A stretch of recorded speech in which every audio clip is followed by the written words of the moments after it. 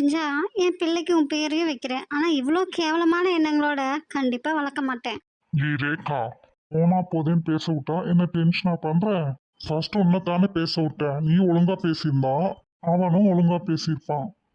எனக்கும் mood of ஆகி tension ஆயிருக்காது. ஐயோ, இப்ப நீ டென்ஷன் ஆனதால யார் இங்க கவலைப்பட்டா? யாருக்கு என்ன லாஸு? அதைத்தான் நீ பண்ணலையே.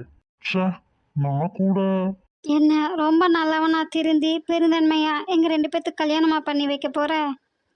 போனா போது லவ்ங்கிற பேர்ல கன்றாவிய பண்ணிட்டு இருக்கிறீங்க. ஆனாலும் உங்களுக்கு ஒரு ரூம் தானே தேவைன்னு தனியா விட்டுட்டு போலான்னு நினைச்சேன். என்னடா சொன்ன? சசி பேசக்கூடாதெல்லாம் பேசுறடா, அளவு மீறி போற நீ.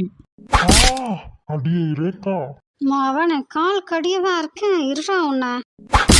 சிவா, அவங்க கட்டி எட்டிதான் வச்சா சசி, நீ கட்ட மட்டும் அவுத்துடு, அப்புறம் உன் நிலைமை என்ன ஆகுதுன்னு பாரு. அடியே ரேகா, என்னையா எட்டி வதிக்கிற?